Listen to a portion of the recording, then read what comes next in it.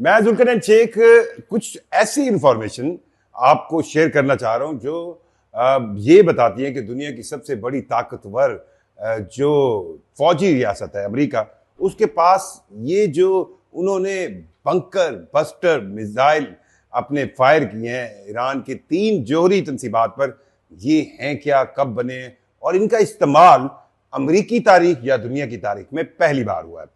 3 जौहरी तंसीबात जिनको ईरान की अमेरिका की तरफ से निशाना बनाया गया, इनके लिए जो जहाज भी आए जिनको B2 या B52 का मॉडर्न वर्जन कहा जाता है, ये जहाज भी तकरीबन 11,000 किलोमीटर से ज्यादा सफर करके आए और इनको रिफ्यूल किया गया रास्ते में।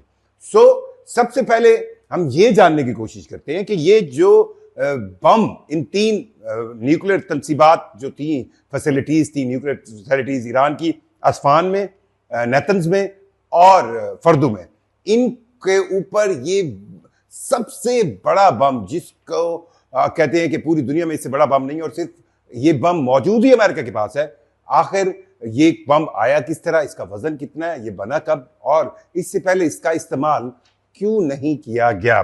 कुछ ऐसी डिटेल्स जो आपको लगेंगी कि ये किस सतह का, किस लेवल का खतरनाक या तबाही मचाने वाला वेपन है, यहां से आप अंदाजा लगाएंगे। एक तो इसको बंकर बस्टर कहा गया ऑफिशियली। ये जो बम है इसको बोइंग, जी हाँ, जो ये तैयारे बनाती है बोइंग कंपनी, उस बोइंग कंपनी ने बनाया, अमेरिकी बोइंग कंपनी ने। इसका वजन तकरीबन 30,000 पाउंड है, जो किलोग्राम की सेंस में 13,600 किलोग्राम से भी ज्यादा बनता है।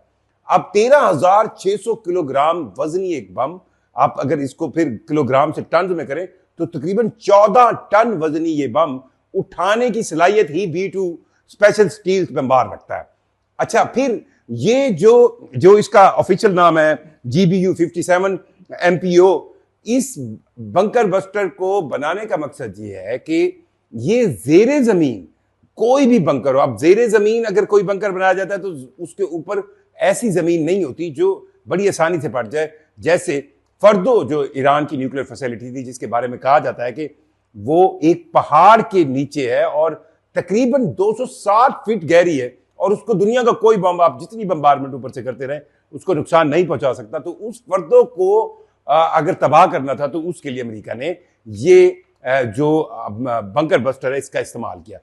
इससे पहले अमेरिका का जो सबसे वजनी बम है वो मदर ऑफ ऑल बम 2017 में अफगानिस्तान में इस्तेमाल हुआ, जिसका वजन 9,600 यानी 9,600 kg, तकरीबन ये 10 टन का था। लेकिन ये बम जो है वो तकरीबन 14 टन के लगभग है। अच्छा, B2 स्टील स्पेशल बमबार तैयारा जब इसको लेकर आता है तो कम से कम इसको 12,000 मीटर की बुलंदी से फेंका जाता है। इतनी ऊपर की बुलंदी से फेंकने का मकसद ये है कि इतनी हाइट से जब ये आता है और इसके अंदर एक अपना सेल्फ कंट्रोल सिस्टम होता है, इसके विंग पर भी लगे होते हैं, तो ये बेसिकली इतनी हाइट से गिरकर किसी भी जमीन के अंदर, चाहे वो कितनी भी कंक्रीट की बनी हो, कितने भी सख्त संगलाक पहाड़ हो, ये तकरीबन 20 से 25 फीट अंदर चला जाता है।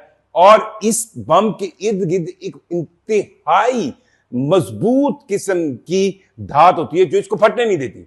और जब ये बिल्कुल जमीन के अंदर 20, 25, 30 फीट चला जाता है, उसके बाद ये ब्लास्ट होता है। और ख्याल ये किया जा रहा है कि फर्दों में जो अमेरिकी ये B2 बमबार हैं, इन्होंने 2 बम गिराए हैं और इस 2 बम गिराने की वजह यह है क्योंकि वो 200 फीट से नीचे तक ये फैसिलिटी थी। तो एक बम से पहले गिराकर एक तबाही मचाएगी, एक आप इसको बहुत आसान अल्फाज में समझें, एक गड़ा बना और उसके अंदर फिर दूसरा बम डाला गया।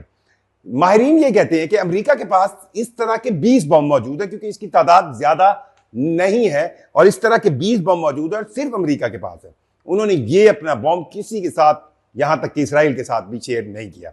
और जो हालिया 3 न्यूक्लियर तंसीबात पर हमला किया गया ईरान की, इसमें भी उन्होंने बहुत बड़ा ऑपरेशन किया है। और इस नाइट हैमर मिशन के अंदर 125 टोटल अमेरिकी लड़ाका तैयारों ने हिस्सा लिया। अब अमेरिका क्योंकि जदीद तरीन फ्लाइंग फाइटिंग मैकेनिज्म रखता है, सो ये तैयारे अमेरिका से उड़े, अमेरिका से उड़ते हुए इनको रास्ते में रिफ्यूल किया गया।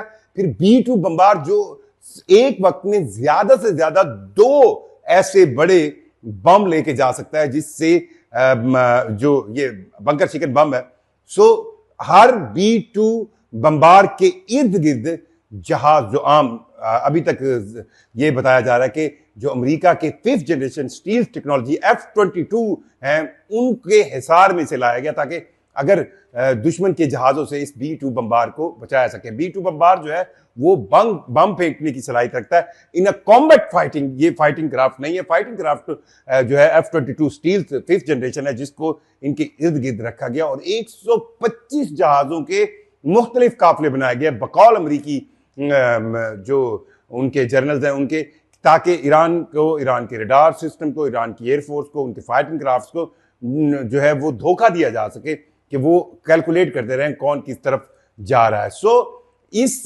B-2 बम्बार से तारीख में पहली बार ये सबसे बड़ा तकरीबन 14 टन वजनी बम जो है वो भी अमेरिका ने गिराए हैं और ऐसे तमाम तर तबाही के जो एतजाज़ात हैं वो अमेरिका के पास हैं, चाहे वो हिरोशिमा नागासाकी पर गिराए गए न्यूक्लियर बम हो या ये बम्बारमेंट हो।